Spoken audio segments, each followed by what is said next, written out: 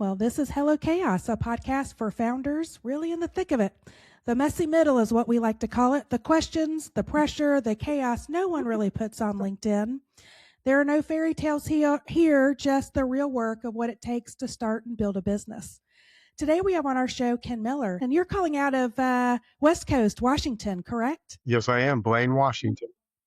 Very good. I'm excited to have you on. I know this was, we've had several conversations started, so I'm looking forward to getting this in motion. But just start us out. Tell us what inspired you to start your own company. What was that journey? Well, let's make a correction. Companies, because I have You have four multiple, of them. Okay. But my first one, what inspired me is that I was asked to start a company. It's a little unusual, but I was asked. That is very unusual. Yeah. And so I was in the nonprofit world. I was what they call a development director. So I raised funds for a nonprofit. And then the largest foundation in the state of Alaska asked me to become a consultant. They thought I was very, very good at what I did. And if they funded it to get started, would I become a consultant? Put out my own shingle. Yeah. Start as a solopreneur, as we would call it. And then I've gone on to start a few other companies and have watched them grow, some retreat, and just deal with the vicissitudes of life when you run a company. Oh yeah.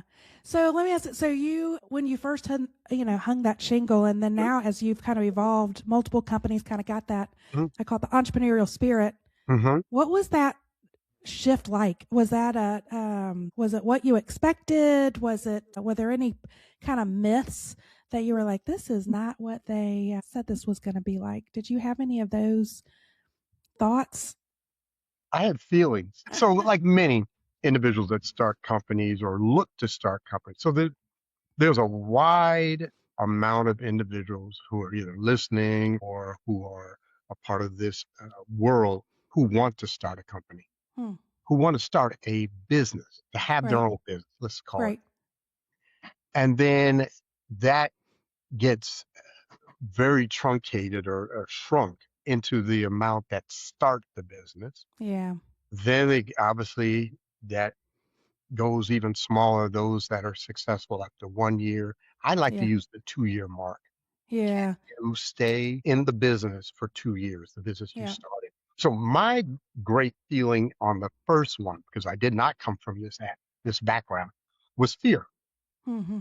And that's what stops most people is fear. Yeah. Fear and finance are probably. Because you're letting go of a security blanket, right? Let's go with the alliterations. Yeah. Let's go fear, finance, and family.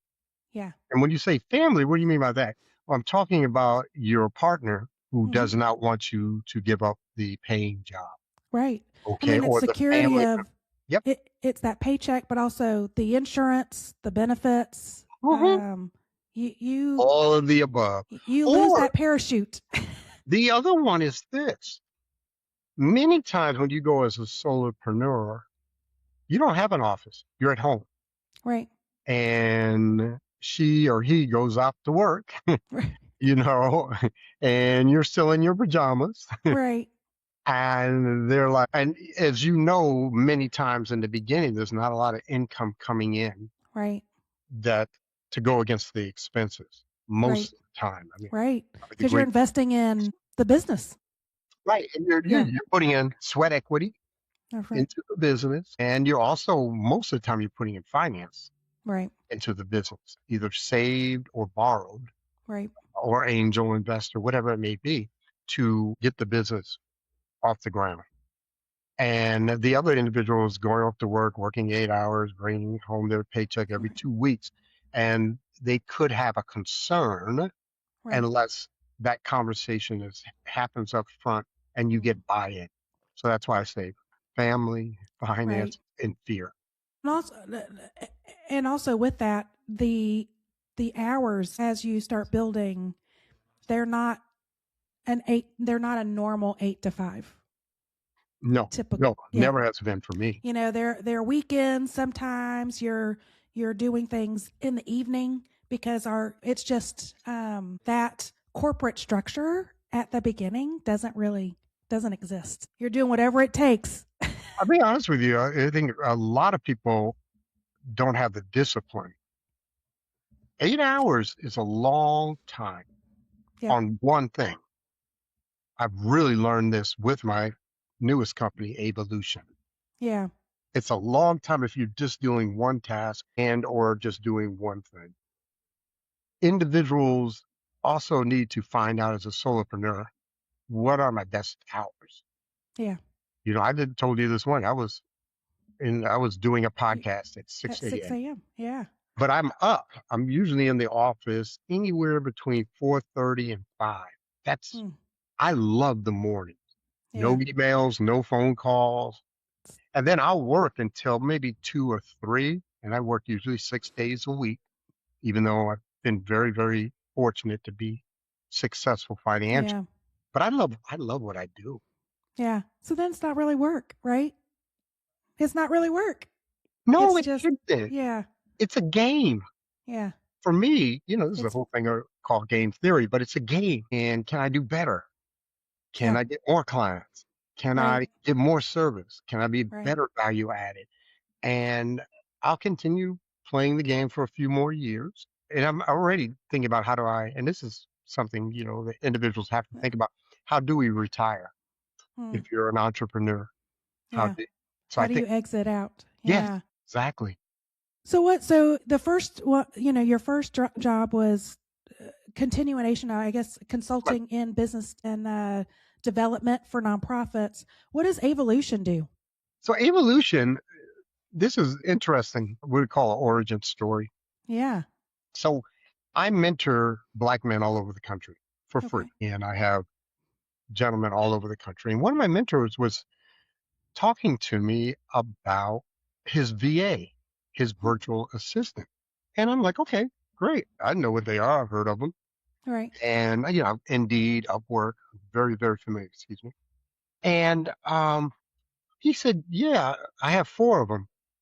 I said, wait a minute. I know your business. I know how much you bring in. I'm your mentor. Right. How can you afford 4? He's like, oh, I pay him $5 an hour. Right. Like, what? Because I'm thinking Upwork and Indeed at 20-25 an hour because I've worked with. Right. No, it's the Philippines and Yes. And to be honest with you, I didn't know that was the rate. I said, well, hook me up. Whoever you work with, hook me up. So I hired one individual, did a great job. And I said, this is an interesting industry. And I'm always looking to help others. I mean, I'm serious. I'm always looking to help others, and especially people of color. Yeah. And so I've said, I'm looking at this VA, but then there's another part. Yeah. So the company's called Evolution, AIVA Solution, but Evolution.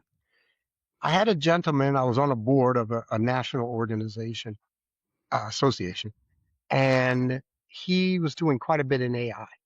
This was about 3 years ago. So I had heard about it and I'm like, yeah, whatever. I'm 62, 63. I got time for AI. Don't believe we'll ethics.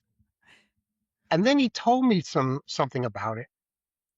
And I did a little research and this is probably a skill that many of us have who are listening, is I get it. I got it. Yeah. I understood AI like 1 hour after doing some research. And I'm like, this is a game changer. Right. A game changer. So what I did was I said I wanted to have a company of offshore virtual assistants, but they are trained. They have to go to school for so I created that December 1st, 2025. It's successful. It's profitable. But the key thing is it's a value added because I work predominantly with small and medium sized businesses to scale them.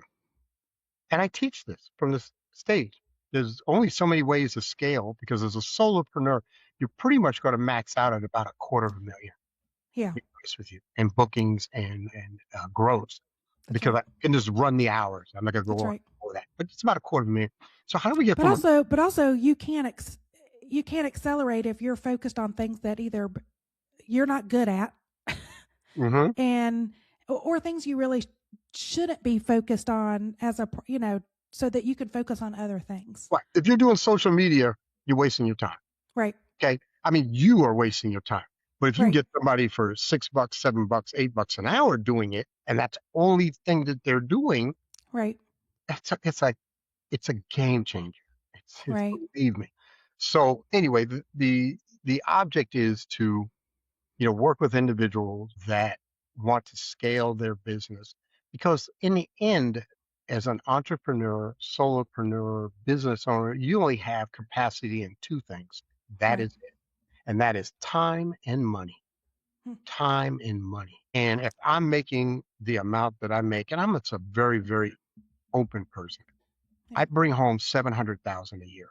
That's what I bring in from my businesses. Wow. And a lot of people don't want to talk about their finances. Well, you can't do anything with my finances. I'm not bragging. Those people make a lot more money. But for my background and who I am, it's phenomenal. Yeah. So if you do that and you take your hours, it's 2,080 hours in a year. You can see what my hours are worth. Right.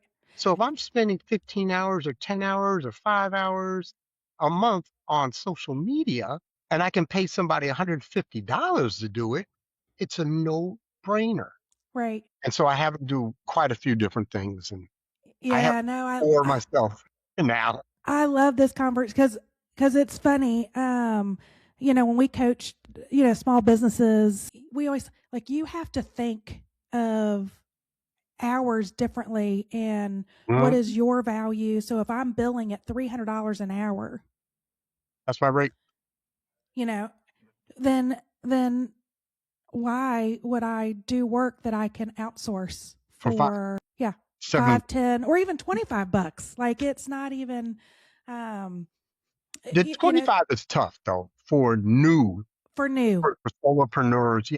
Yeah. But it's just you've got to think of your money and time a little bit differently.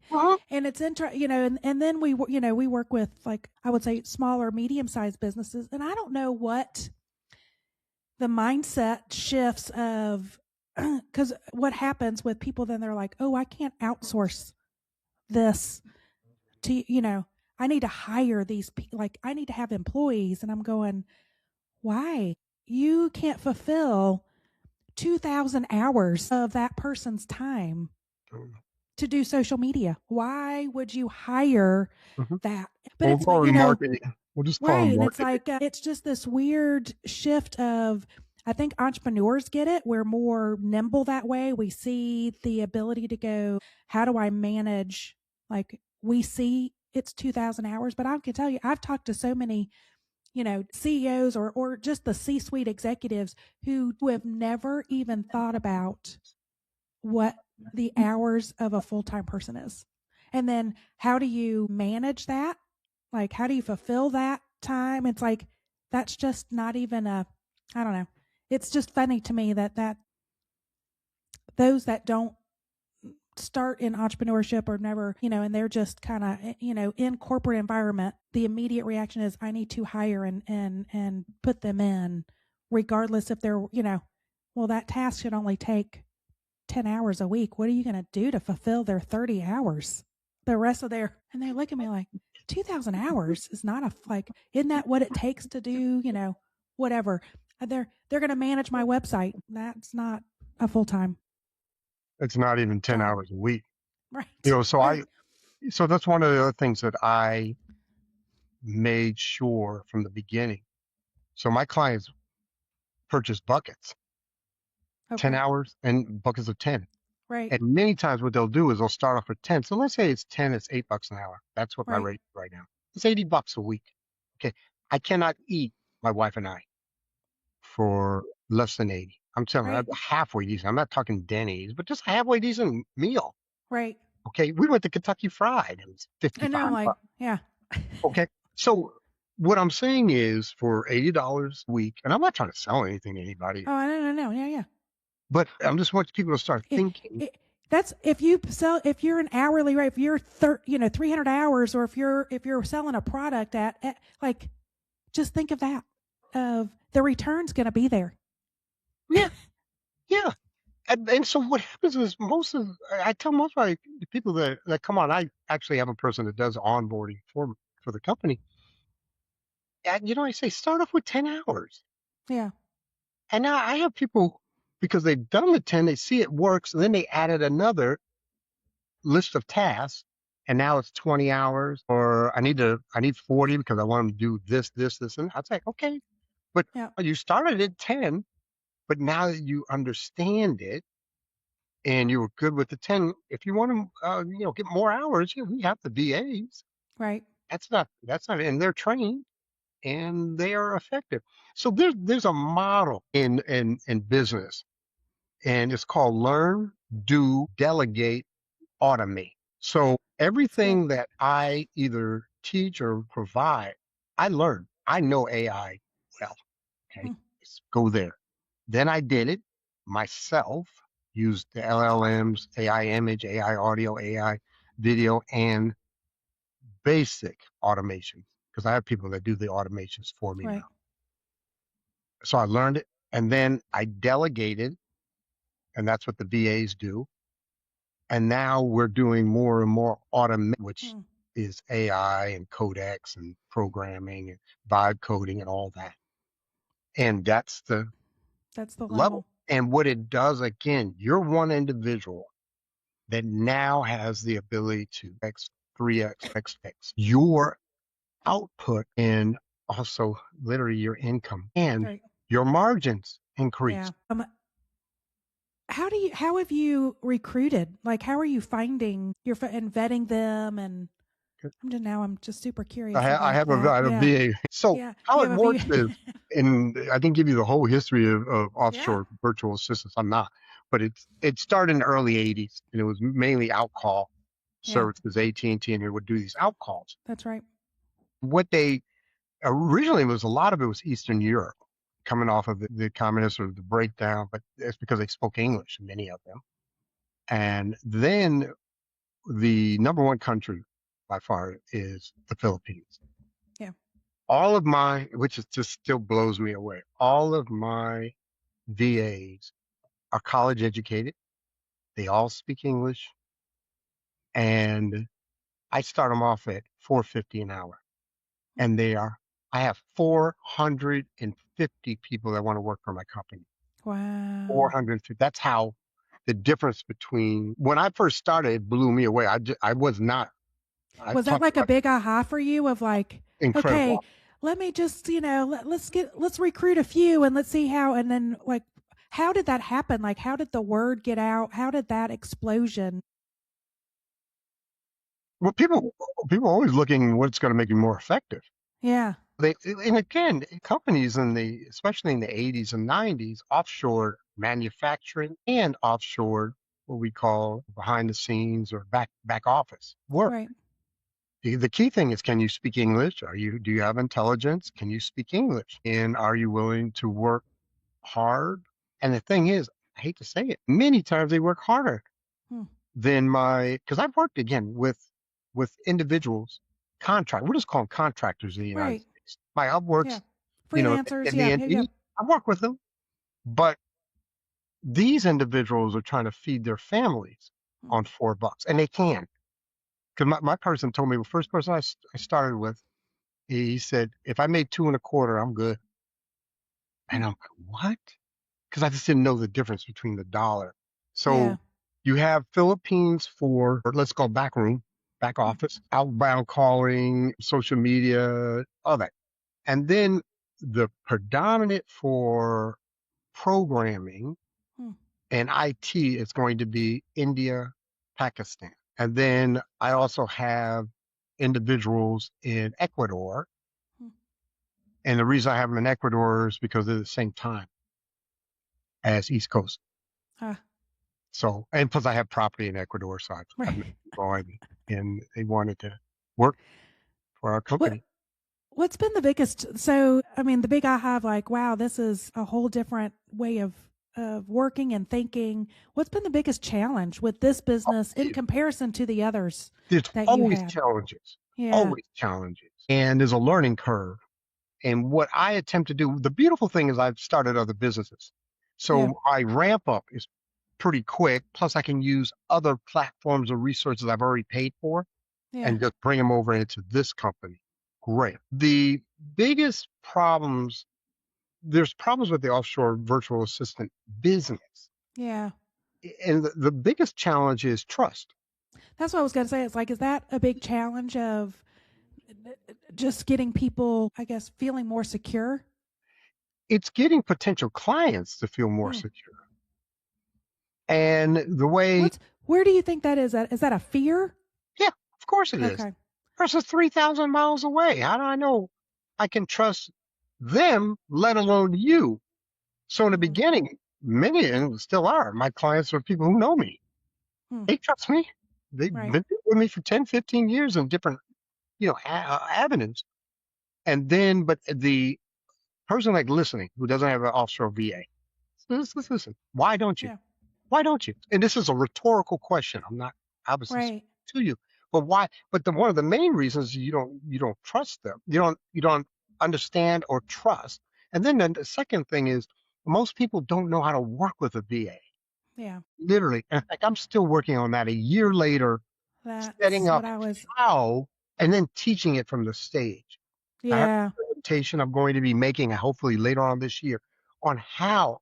Because if you do that, because I didn't really know how, I had a very specific thing I was doing, which was RFPs to speak. I'm a speaker. I speak all over the country.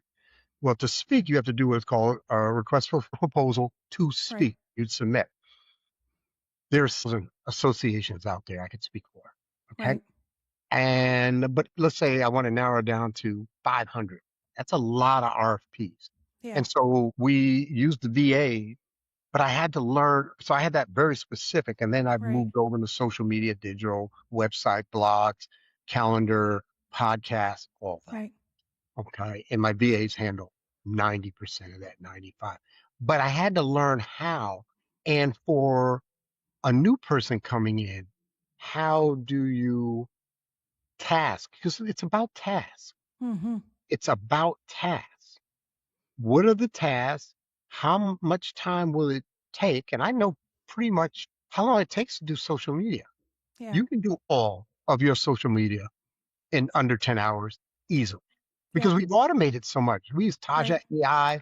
We do shorts. We have Patty Post, Metricool, Buffer, HubSuite. I know all those. Again, learn, do, delegate, but I've used all of them, all the platforms. And Opus Clips, you're probably familiar with. So we know all those. And remember, they're trained. And then what we can do with AI is create content. Okay. And then we use also AI for our delivery and scheduling. Okay. But that's all easy, 10 hours. Yeah. Oh, yeah.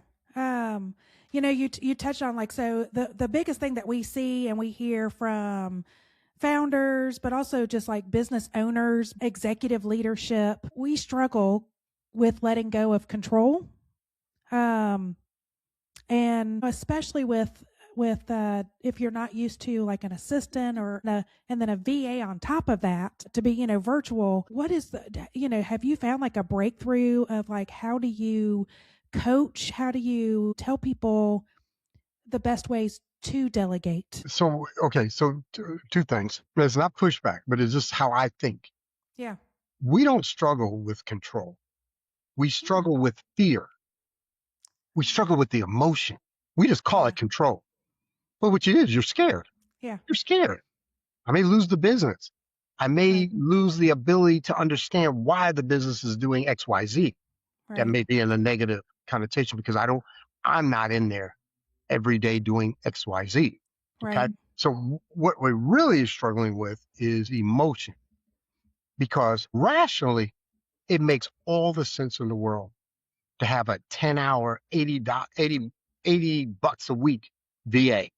Right. Oh, pragmatically, practically, intellectually, that makes sense. But emotionally, we're afraid.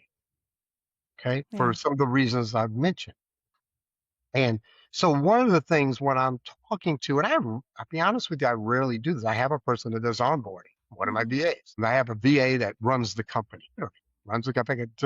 We did payroll. Was it on the 5th? Yesterday.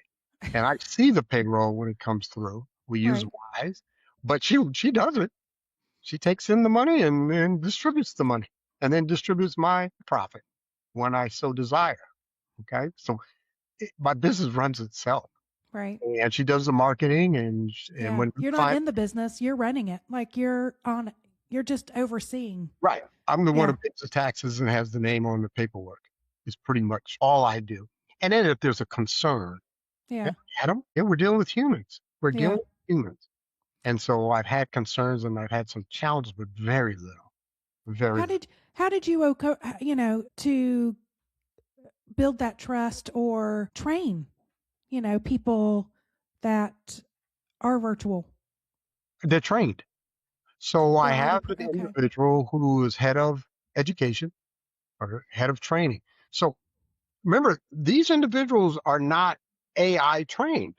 Yeah. Most 99% of people are not. They think they're AI trained because they went to ChatGPT and put in a query. That's not AI trained. Yeah. So what I did is I bought 20 seats, spent 4,000 or 5,000 at AI Foundations, which I recommend to any and everyone. I don't do bird dogging or affiliate marketing. I'm just saying that's the place to go. That's how I taught myself. And they have to take the classes. We see where they're at on the spreadsheet. Okay. And I'll go over that once a month with my head of education. And before they can go out, they have to at least have done the LLMs and the AI image. The AI audio and AI video are a little more in depth. And then the automation is only a select few. Do agentic and automations. But so they're trained. So that way I'm comfortable. And then really it's on my head of education. He's vouching for these people to be ready. Yeah. And I'll be honest with you, there have been 100, probably, but I think I've had more difficulty with the clients than I have with the VAs doing it. Is it like to get the clients to accept and build that trust? Or really, I think that the more of the clients, like, how do you use these people most effectively? Right. But they need to. So when we do the onboarding, we have a questionnaire. Mm-hmm. I mean, so this is a difference. You can literally go online and say VA, Offshore Virtual Assistants Philippines. All these companies will pop up. Oh, there's so many. Yeah, they're in the Philippines, and almost all of them. I'm not, obviously. I'm incorporated in Delaware. Right. So the difficulty is, so you're going direct to an individual in the Philippines, and I'm not saying there's people have done great with this. Right. But again, you don't have there's no due diligence that you really can do, or it's very difficult to do. And then who do you turn to when there's a problem or a difficulty, concern? But the other one is, how are they onboarding you? Okay, I'll do your social media. And again, most of them want you to do 40 hours a week. Yeah. At $5 an hour, $6, $10. Right. I just talked to somebody 2 days ago. He starts at 12. He has a niche, but he starts with people at 12 to 22 on his people. And he's like, wow, how do you do it? I said, well, my expenses are pretty low. They're very low. And I have all the platforms. We have Ring Central, so they can make the 800 call. They have 800 number.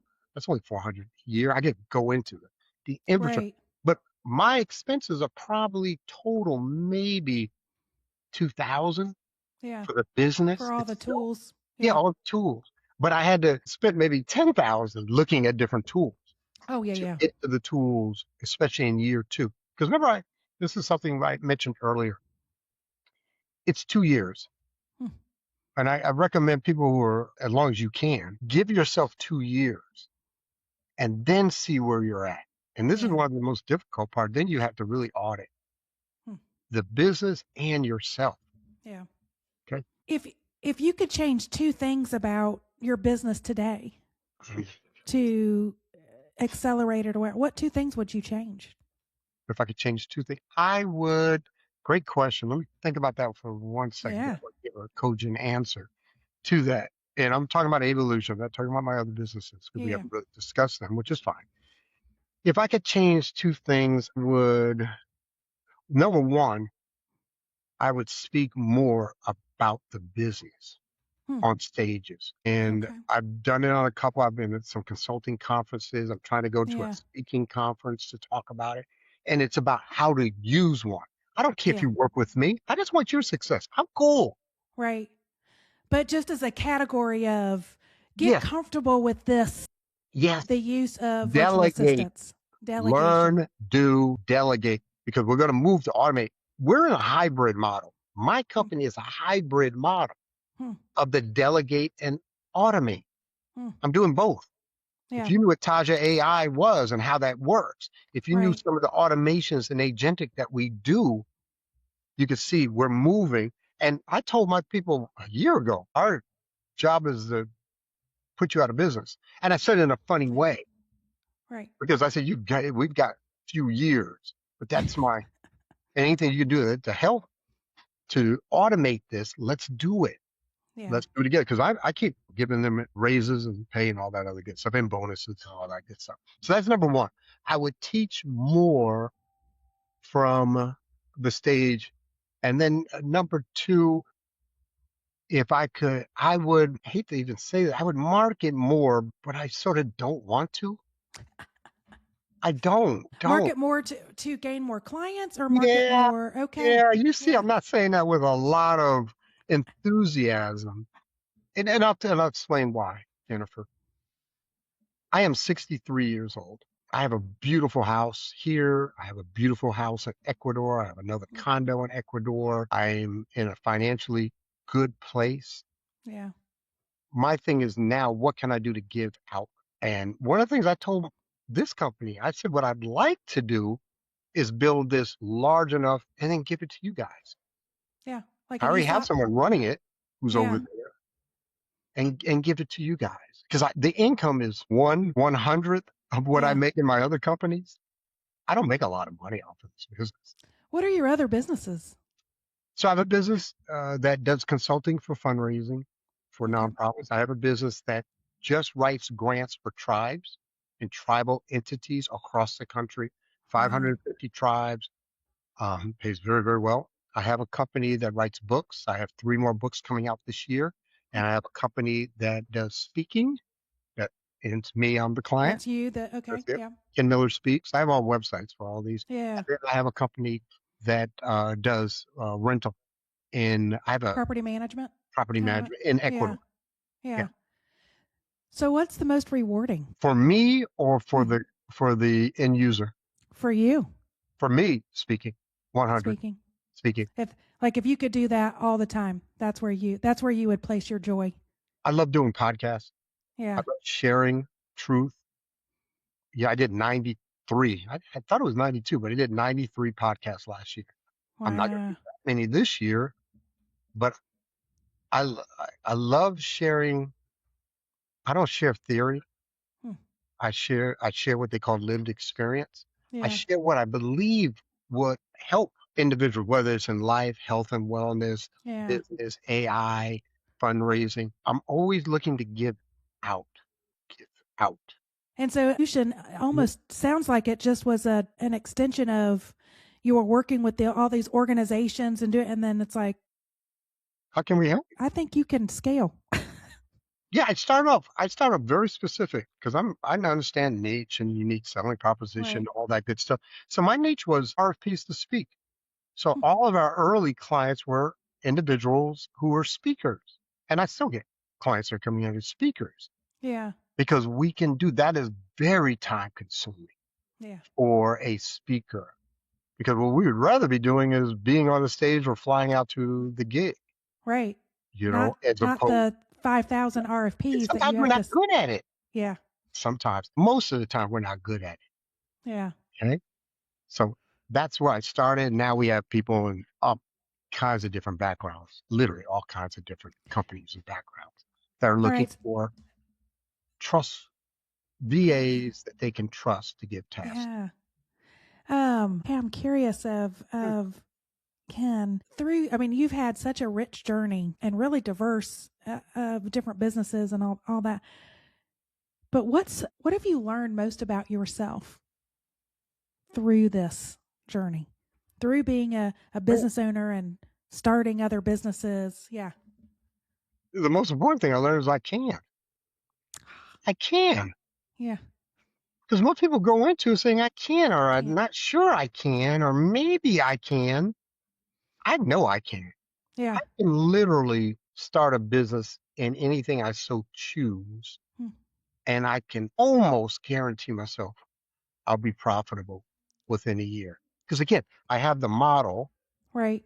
I know expenses very, very well. Yeah. I know marketing well or very well. Right. And so I can bring in income and I can minimize expenses, which then creates what is called net profit, which is what we choose, which is supposedly the goal. Okay. And so that I know I can. Yeah. And that's a beautiful place to be.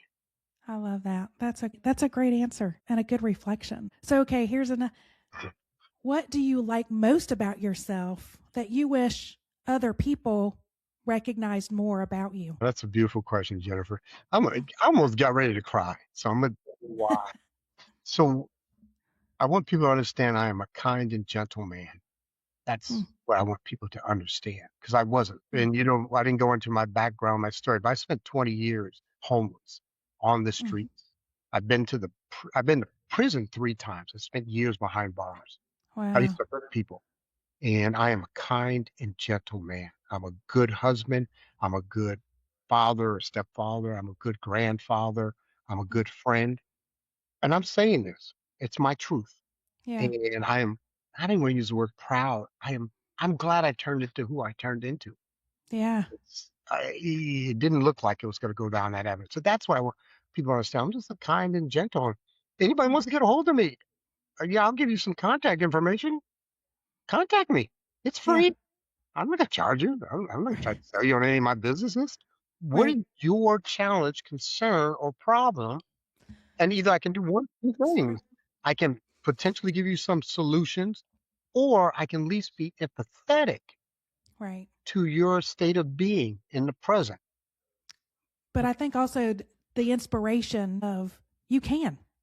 You can do anything if you put your mind to it, but just to stay stagnant or complacent, you're never going to get ahead. Oh, Jennifer, you don't want to go there. You can, but it doesn't mean you will.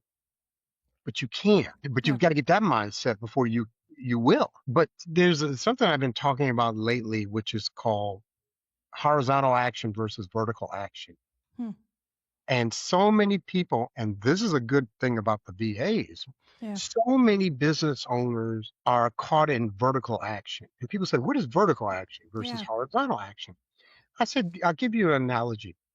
Somebody takes you and pushes you off the pool deck into the deep end, and you are 6, 7 feet away from the deep end. I mean, from the edge. Right. Horizontal action is you're here and the edge is here and you swim to it. Vertical action is you tread water. You're treading water. You're still doing action. Right. Right. So you got to keep moving it forward. 4 hours on social media, you're doing vertical action. Right. Or better one, are you running in place? Yeah. Because what you're thinking is, I'm busy. Now it's vertical action. That's right. And we need to look at busy is not production. Horizontal action to the desired goal. That's a good one. That's a big lesson that I think not just founders and entrepreneurs, but every business leader and every person sitting in a seat to go, like you said, am I just treading? Or am I because we try to coach like even teams inside of organizations and leadership to go, do you just have people just running in place? Yep. Are they aligned with everybody moving the business forward? Are there are all their actions and their roles, are they set up to go, we're meeting this and we're all progressing? But that starts at the top. It's this. You're the owner of the company. You're the entrepreneur. What is called the business owner. Look at your calendar. Yeah. Look at your calendar. First of all, you should have a calendar. Right. Mine is all color coded. So I know what is for business, what is for podcasts, what is for speaking, what is for volunteer work, all color coded. And then I have personal also in there. And look at those items and ask yourself, are these actions or this time taking me toward the desired result? Right. Okay. Or am I running in place or treading water? Because the problem with treading water is this: sooner or later, you can't tread any longer. Right. And you're in the deep end, and you will sink. yet you will sink. And many times in business, you've got to realize you are in the deep end because you think you're in shallow water. You're not. Yeah. You can't just put the legs down and stand up. No, you're in too deep. That's And right. you're treading water. And there's no lifesaver or another person. Yes and no, there is. There's people like you or me. I mean, Well, there that's are true. people that can throw you a life raft through a or a life ring, or say, go horizontal and swim towards me, Yeah. and I'll help you get out of the pool. That's right. Okay. Yep. No, that's true. Coaches, consultants. Ken, what would you do if you had no fears? If I had no fears? If you had no fears, what would you be doing right now? Okay, so one of my favorite subjects of all time, which is fear. So first of all, we got to define fear. Yeah. Fear is the future anticipation or expectation of pain. That's all it is. That's all it is. It could be in the next millisecond, it could be 10 years down the line, but it's just an expectation of pain. And I just want the listener to hear this. When I was homeless on the streets, I had 100 different fears. Okay. I may have one or literally one or two. Yeah. So if I had zero, I probably wouldn't be breathing. I mean, I'm not being facetious. I just wouldn't be breathing. Fear can be good. Please understand that. Right. It's just what is the magnitude and what are the multitude of your fears. Right. And so I have very few fears. I really do. I have very few fears. And and the fears I do have are not that great, just not that great. And then the other thing is, and I'll just end with this, is I look at it as, why is this a fear? Yeah. Break it down. Where's the emotion coming from? Where's it coming from? What is the pain that you foresee? Right. And why is that painful? Because a lot of fear is self-induced. Right. And it's uncertainty of it can be, definitely can be uncertainty. But then again, why do we have fear with uncertainty? Depending on how you're spiritually grounded, uncertainty can be limited. Yeah. Because we have faith. Right. This too shall pass. I had to have that. I've been sober now 22 years, and I've dealt with two mothers dying because I had an adoptive and I had a adoptive and a biological and a wife. I've dealt with some pain. Yeah. And how do you walk through and get to the other side of that without acting out? Right. And remaining kind and gentle and having some grace. Showing yourself some grace and showing other people grace. Yeah. Yes. So, oh my goodness, your journey has been so vast. I'm curious, what word would you choose to describe your journey? I'll just give one, and I'll say courage. I made some courageous decisions because I'm telling you, for the addict, I was a crack addict, and for the addict, we wouldn't have this conversation if I was in my addiction, of course. Yeah. But for the crack addict, it is literally painful to get clean, emotionally, physically. Painful. Because now I got to deal with stuff without a drug. I've got to deal with memories, and that's what I'm dealing with. And not only that, I'm dealing with self-talk without the drug. And my self-talk was very negative about me. Yeah. And so it took courage for me to have faith to walk through many of the things I walked through and then allow myself, like you said, forgiveness and grace. Yeah. Okay. So that would be mine. I just use the word courage. That's a great word. All right. Next chapter in your journey. What word do you want to describe that chapter? We talk about a thing called the dash of life. And it's very simple. It's not original from me. But the dash of life is your tombstone. And there's a start date and there's the end of watch date. I love that. So that on something else, but there's a date of transition. I like to use the word transition. It's death, but it's transition. Yeah. And what does that dash represent? And I want my dash to represent a kind and gentle man that gave of himself. And So that's kindness. what Yeah. that's what I do. And I want to continue giving. So I know we talked a little earlier, but as I go toward retirement, I retire from active business, but I will always mentor. I've been doing that for 15 years. I will always speak. I will hopefully continue writing books and hopefully continually to touch people in a positive way. And then, you know, do what I do in my spiritual realm and do what I do in my family. Because I too shall pass. Such a good, I love that little words. All right, Ken, if we met a year from now and we were celebrating a win, what win are we celebrating for you? I expect 3 more books. That's the win. That's the There's win. very few things that I want to do this year that I already know are going to come to fruition. Yeah. But I'm deep. It's hard getting the time to write the 3 books, but I've started. What are the books on? Like, what are they? Are these more like? I love that question. Yeah. Are they fiction or are they like self help, like your advice thing of? They're always going to be nonfiction. They're always going to be my truth. So I'm doing one on pragmatic fundraising. Put that's my SME, subject matter expertise. I'm doing one, and it's probably my most important book, maybe not, but we'll see, on respect and disrespect. A whole book on respect and disrespect. A whole world there. Then I'm writing a book. It's my working title is I'm Good with Good. I'm good with good. I am an anti-great person. I don't believe in greatness. Let me put it, I don't believe that you should take your limited allocation of capacity to try to be great. I don't. I'm good with good or very good because I'd rather you take that limited allocation of time, become good or very good, and then give out to others. Because to be great is very self. You have to spend a lot of time to be great in anything physical. So how do you pull other people forward? Get good enough to be able to pull other people forward. Just want to be well. Just get well. And this is another, Jeff, I'll just say this on this. I've said on many. I'm well. I am well. And because I'm well, I don't spend a lot of time working on Ken. I don't. I don't do a lot of self-help books. I don't do a lot of self-help YouTube. I don't. I'm good with me. I'm good. And I know that how people reflect back to me. Yeah.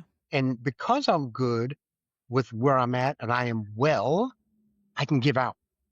Yeah. And so I do that. That's so good. I love that. I've never heard it expressed that way. And I think that's a mindset shift. What's the best piece of advice that you can give our listeners? Or, whether it's something that someone told you that helped move you forward or things that you've learned. But yeah, what is for other founders and small business owners? I'm just going to do I would do one for my mom who's passed away. And she said, Kenneth, she always called me Kenneth. She said, Kenneth, you don't have to act the way you feel. And I'm like, it took me probably about 20 years to understand it. But I really understood a little quicker. But I have a tendency, or we as humans have a tendency to act the way we feel. So we feel down, we act down. We feel angry, so we act angry. You do not have to act the way you feel fearful. You don't have to act fearful. Right. You don't have to act the way you feel. One for business people. That's for life. That's for everybody. Right. Just for business people, take the time. Remember the learn, do, delegate, automate. Learn finance. I can't say that enough. I've seen so many businesses and nonprofits go under because they don't do finance. They don't even understand an income numbers. The numbers. You can have the greatest XYZ, but if you spend more than you bring in, it's going to be you're in the deep end. Right. And you're treading. So, treading financially. Learn YouTube, have somebody teach you, because usually you don't have the resources to outsource that in the beginning. That's so good. Plus, I don't want you to outsource it. I go to my finances every single morning. Been there already. Wells Fargo, come on, what you got? love this. I love the conversation, Ken. Awesome, Jennifer. So enlightening. Now for hour number 2. Inspiring. I know. This is fantastic. But before we go, tell people how can they reach you, get a hold of you. Ken Miller 84 is my LinkedIn handle. And then if you would like to send me an email, go to the website. It's ken@kenmillerspeaks.com. And we'll tag everything on the episode, but I appreciate it. Thanks for hanging out today. And that's a wrap on today's chaos, but the work doesn't stop here. If this episode felt familiar and inspiring, you're not alone. I felt it too. So subscribe, share, and leave us a review. It really does help more founders find their way through the noise and the clutter. And if you're craving clarity, not more chaos, our sponsor, Bright Marketing, offers a founder clarity sprint designed to help you get unstuck, focused, and moving forward with confidence. You can explore that and more founder tools and more episodes of Hello Chaos over at orangewhip.com. That's orangewip.com. That's for work in progress. Or shoot an email over at hello@orangewhip.com. Until next time, stay curious and stay scrappy. And remember, we are all a work in progress.